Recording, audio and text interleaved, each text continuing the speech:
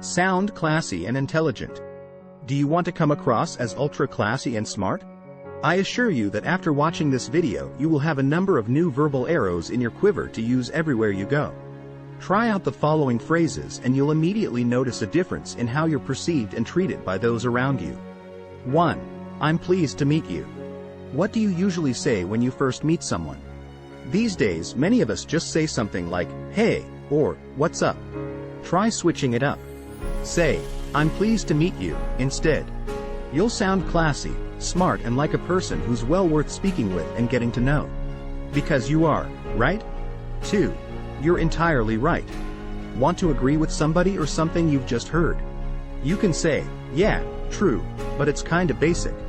Try this one on for size. You're entirely right. It sounds classy, right?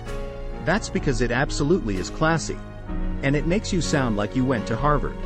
No offense if you actually did go to Harvard, I'm more of a Yale man, myself. 3. Give me a moment. Need some time to get something done or think something over. Hold up. Wait up. Instead of these, try classing it up with, "Give me a moment." You might sound like a dowager countess in your own ears, but trust me.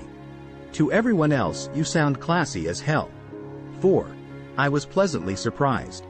How do you say that you liked something? Say, for example, that you've seen a film or gone to a concert that really exceeded your expectations. It was fire, bro. So legit, damn. You can say either of those things, and they may be well received in the right context, for sure. But if you want to know one of the phrases that will make you sound classy and intelligent, try, "I was pleasantly surprised." Classy. Cool. Understated. Boom. 5. Never judge a leopard by his spots. The saying to never judge a leopard by his spots means to not judge by outer appearances. That's a good philosophy to go by in life. Appearances can often be deceiving, something con men and sleazy people know very well.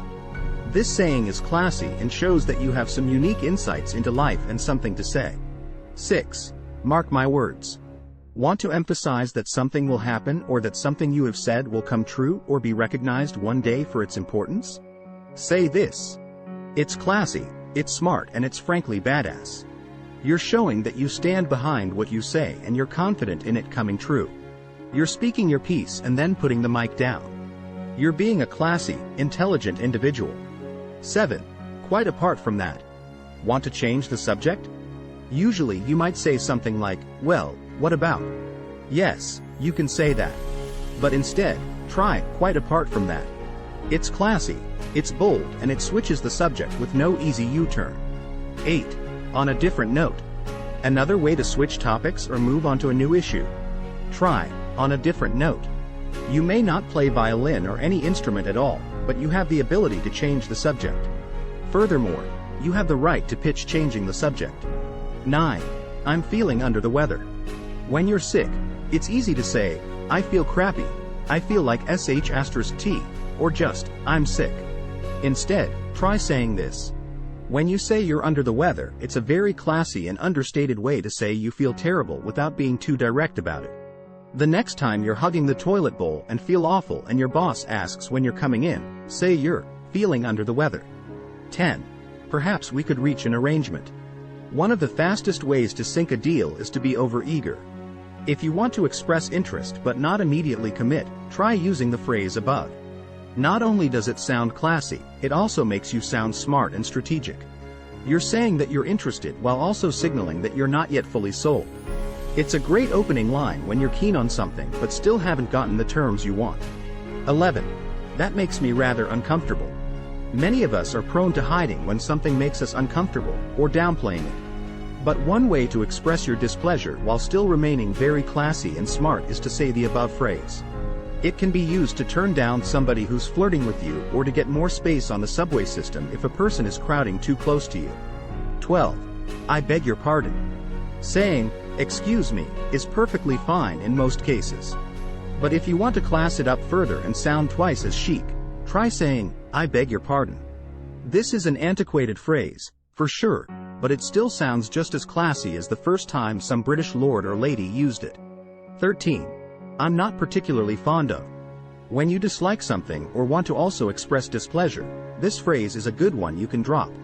It's used more in the sense of taste, however, so when being asked about your opinion on something. It could also be used, for example, when discussing what you potentially want to order on the restaurant menu with a friend or date. Or when explaining why you prefer not to travel in a certain place or area. 14.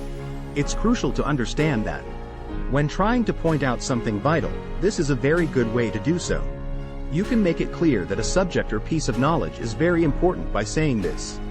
Phrasing it in this way makes you sound very classy, savvy, and on the ball. After all, it's pretty hard not to take something seriously that's crucial. Whoever you talk to is going to want to hear you out. 15. You're not half as smart as you might imagine.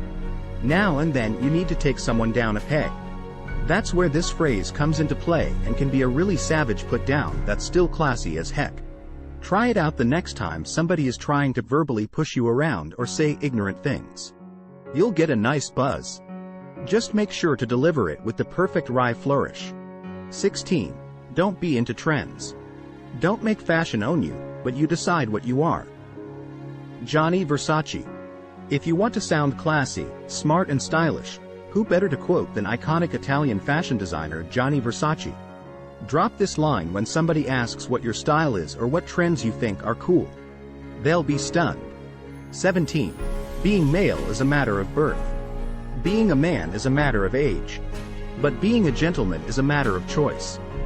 Vin Diesel. If you want a good joke while out on a date, why not quote legendary action star Vin Diesel?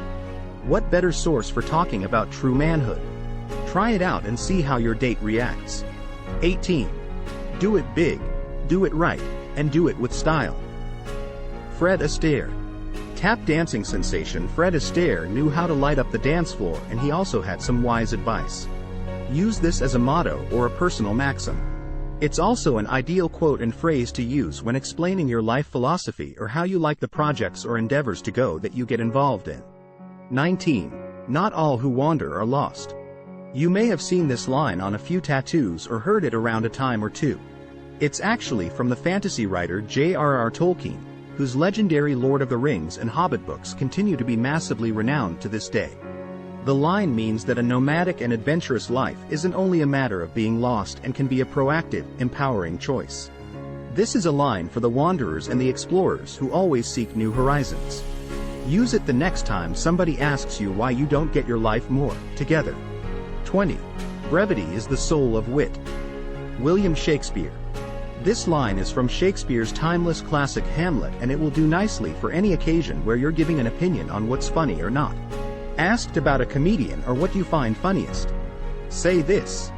It essentially means that short and sweet is the way to be funniest and get the most sincere laughs from your audience. Do you agree? I know I've definitely heard some really long, complicated jokes that definitely dragged on a bit.